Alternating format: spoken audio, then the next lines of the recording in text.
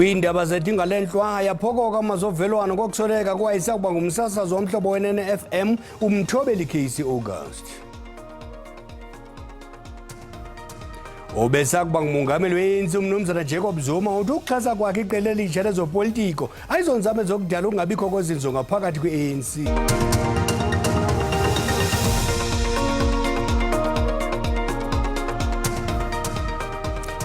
Xabisa ixesha ukuze nexesha likuxabise njengesiqhelo ngeli xesha kula majelo ye-SABC 1 ne-DTT Iindaba uxolo malibe nani. Iyaphokoka imiyalezo yovelwano emva kokusweleka kwayisakuba ngumsasazi kwisikhululo sikanomathotholo umhlobo we-FM umthobeli Casey August.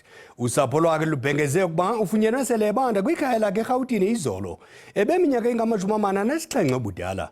UCasey ebengumsasazi ophuma izandla ethandwa ngabaphulaphuli jikelele kweli ngesakhono sakhe.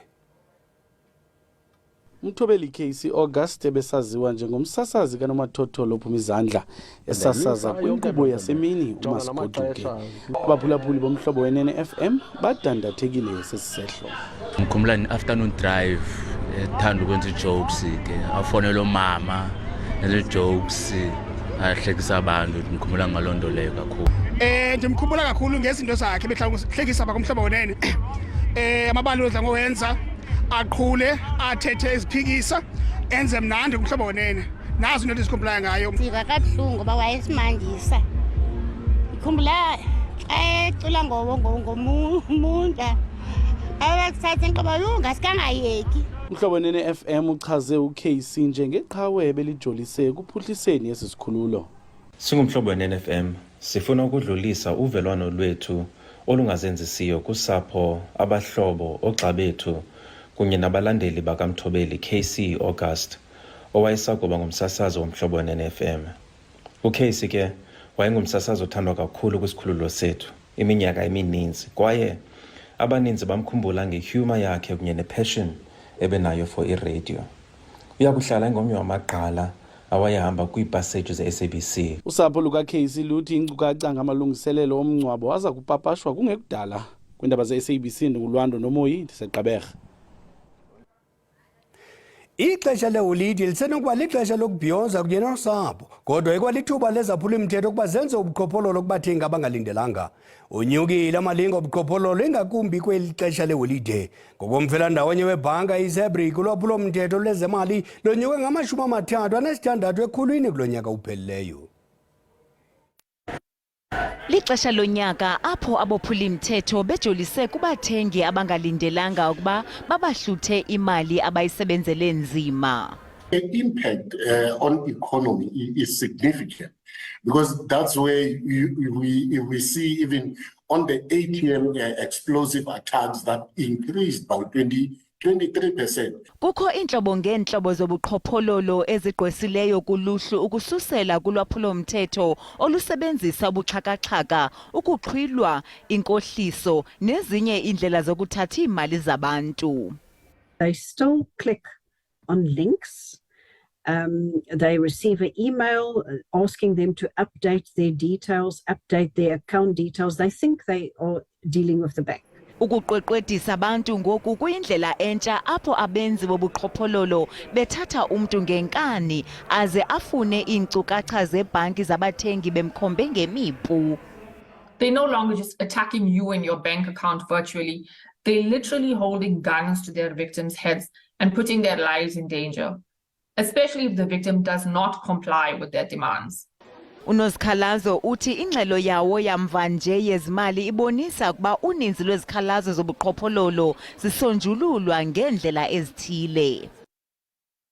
We try and identify whether the bank was at fault. If they sent you an OTP, so to make sure that you've got this double factor authentication, and you disclose that OTP to a fraudster, it's not the bank that can be held responsible. Zimalunga ne-15 ukuya kuma-20 ekhulwini leziganeko zobuqhophololo ekunikwa iingxelo ngamaxhoba. I-Patriotic Alliance inqisha phantsi ngelithi ugxothwa komgqatso wayo KwaZulu-Natal ubonginkosi Khanyile akuzukutshintsha. UKhanyile ugxothwe kwi-PA ebutsheni bale veki emva kokuzimasa umsitho wombutho womkhonto wesizwe KwaZulu-Natal. I-PA sele ityumbe inkokeli yolutsha ukuba ingene kwindawo kaKhanyile.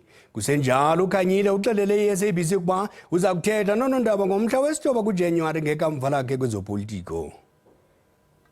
And it was very close to my heart. I took him as my son, and I convinced the leadership that look, let us groom this young man. Nobody wanted to touch him. Nobody wanted to touch him. We gave him a place to stay. We gave him jobs, and he is indeed a leader. Even when he speaks, I still have high regard for him. Lwavalwa ucango wanikwa uphumaphele baqhawuka ubudlelane phakathi kwalowo ebeyinkokheli yophiko lolutsha kunye nomgqatso wombutho iPatriotic Alliance kwiphondo laKwaZulu-Natal ubonga inkosi Khanyile. uKhanyile ubonwe enalowo wayengumongameli weli uJacob Zuma kumsitho wombutho womkhonto wesizwe kwaye iPA ithi khange abazise ngokuya kulomcimbi. Lo mbutho ke uthi okuba kubona njengokungcatshwa okumandla. It must remain personal. The fact of the matter is that Bonyunkosi addressed that particular gathering, which was an MK gathering, where people were wearing T-shirts of MK. The politics of MK were being spoken there. And number two, he did not just go by himself. He took members of the PA, young people that he leads, or he was leading, wearing T-shirts of PA to that particular gathering. So that in itself is creating a link between Patriotic Alliance and Umkhonto weSizwe. There is absolutely no link. So as a leader, I think he was supposed to have done better. iPatriotic Alliance iza kubhengeza kungekudala ukuba ngubani oza kungena ezithangweni zikaKhanyile njengomgqatso kwiphondo laKwaZulu-Natal kwaye batshile ukuba sele beyonyulile inkokheli entsha yephiko lolutsha lombutho. Ukunene uthi abajongenanga ngezikhondo zamehlo nalomfo wakaKhanyile kodwa yona ivaliwe iminyango kwafakwa namaqhaga. uKhanyile akanakuza aphinda avunyelwe angene kulombutho.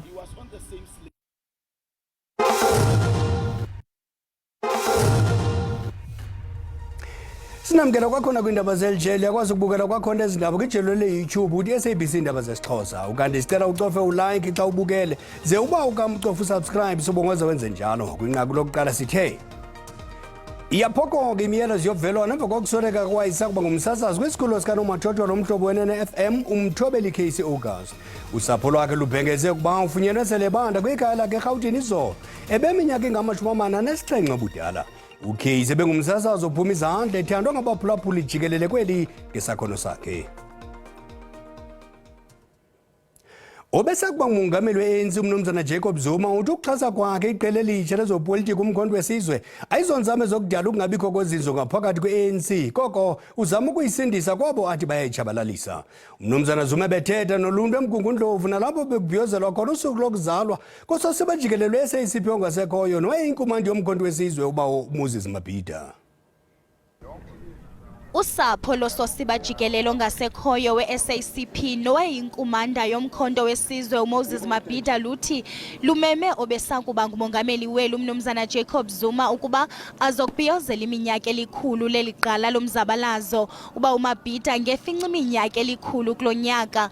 Umnumzana Jacob Zuma uqale olusuku ngokutyelela olusapho ze emva koko wayokubeka inkatha kwingcwaba likaMabhida nalapho eye wamkelwa ngamaqgala omkhonto wesizwe.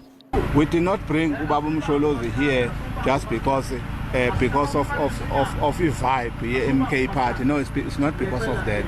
Ubaba Msholozi ubefika la every year. No gogo esaphila every Christmas Ubaba Msholozi benokulethela ugogo izipho la. Ugogo is the wife of Moses Mabhida, uLina Mabhida. So simcele ubaba Msholozi ukuthi eze la kulesi azosibekela imbali. Kwiveke ezimbalwa ezigqithileyo umnumzana Jacob Zuma ubhengeze ukuba uza kuxhasa iqela elitsha lezopolitiko lomkhonto wesizwe. Ugxininise ukuba akasakwazi ukuqhubeka nokuxhasa i-ANC phantsi kolawulo watsho esithi ivoti yakhe uza kuyinika iqela lomkhonto wesizwe. Nangona kulomsithwa namhlanje kusetyenziswe imibhalo yeqela elitsha lomkhonto wesizwe kodwa ukaZuma uxelelele nginginya ibilapha ukuba yena uyakude alifulathele elilimagadahlabayo elilungu le-ANC. kulokhu esikushoyo ukuthi sizovotela umkhonto wesizwe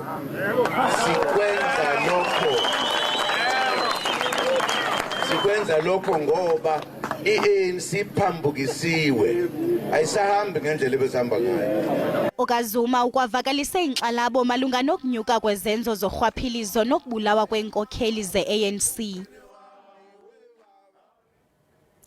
Njengokuba abaninzi bechitha ixesha leholide zehlobo nabo babathandayo, iintsapho ezilahlekelwe zizalamane ebudeni bonyaka ziza kubhiyoza ngaphandle kwabo bangasekhoyo. Usapho lwakwaMwakhe eTzanini lwashiyeka lunxunguphele emva kokuphulukana nalowo ebenceda ekhayeni kwiiveki ezimbini ezidlulileyo. Ugqirha Mwakhe unyathelwe wabhubha ngomhlambi wendlovu kule nyanga kwindawo yolondolozo lwezilwanyana iKarorhwe apho wayesebenza khona. Usapho lakwaMwakhe luchithe elixesha leholide luzama ukwamkela ukusweleka kwakhe. Bamgqibela ngentseni yomhla we-12 kuDisemba xa wayesiya emsebenzini. UMwakhe obengunogada waya ngemoto yomtshana wakhe kwindawo yolondolozo lwendalo apho ebesebenza khona. Malunga neeyure ezimbini emva koko umtshana wakhe uCassius Mwakhe waya kulanda isithuthi sakhe kwisango lomyezo wezilwanyana apho babevumelene ukuba baza kuyimisa khona. Wamkelwa ziindaba zokuba umalume wakhe unyathelwe wabhubha ngumhlambi wendlovu. Uthi xa wayefika kwisango ezokuthatha imoto wayefuna ukumxelela ukuba uyithathile, nalapho waxelelwa ukuba kwenzeke ingozi waxelelwa ukuba uswelekile. Umhlolokazi kaMwakhe osentlungwini uthi akananto yokubhiyozela ngeli xesha leholide zokuphela konyaka. My first Christmas was very hard without him, because even we are struggling to cope. We don't know how we're gonna live without him. Ushai uthi unyana wakhe oneminyaka emithathu budala ukhathazekile ngokubhubha kukayise. I don't know how to answer him.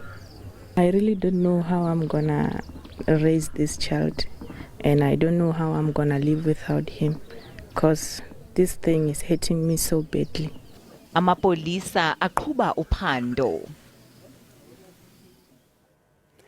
Inechaphazela ibibi imibhiyozo yexesha leziyungume eGeorge eNtshona Koloni emva kokonakaliswa kwezibane zale dolophu. Sisithethe ukukhanyiswa kwezibane kule dolophu.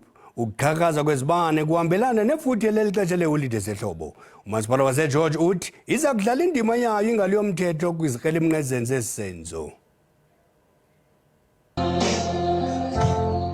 Umsitho waminyaka le wokulayitwa kwezibane zeKrismesi yeGeorge udla ngotsala uluntu.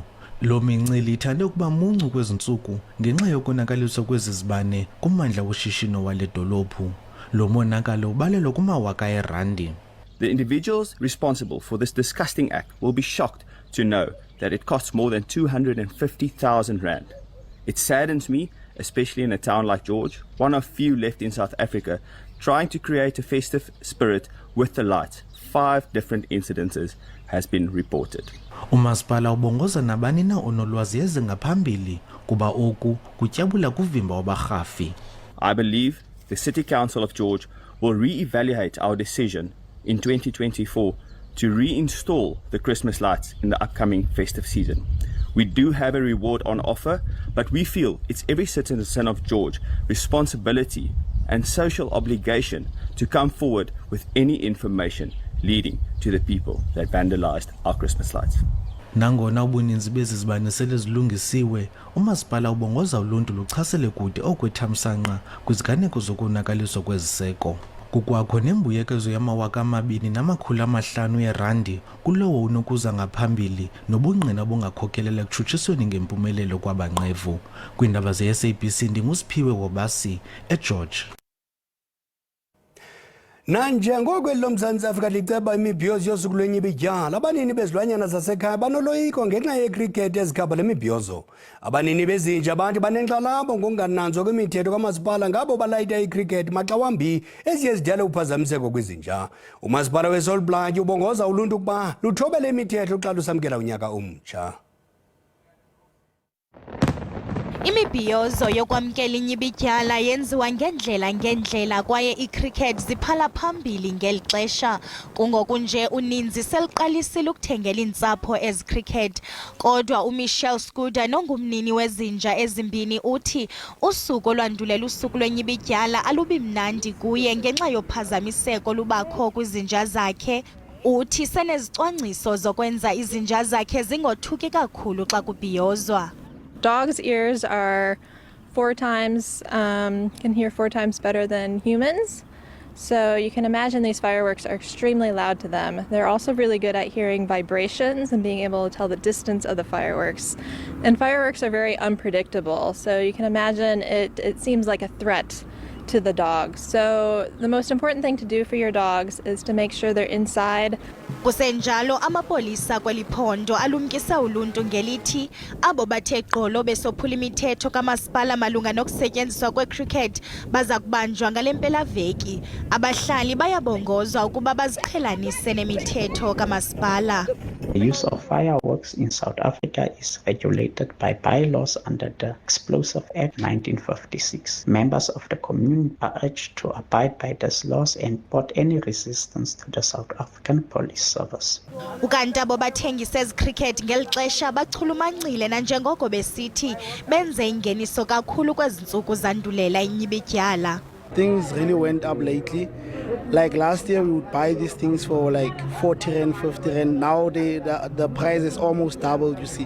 When I sell the crackers to the people, I told them how these things work and what are they supposed to do. You see, not just buy the thing and just light this thing for lighting. No, because this thing can maybe explode in your hand. Abo baza kubhiyoza besebenzisa icricket besamkela unyaka omtsha bayabongoza ukuba babe nenkathalo ngakwizilwanyana kwaye baqaphele ukuba abophula imithetho kamasipala emalunga nokusetyenziswa kwecricket.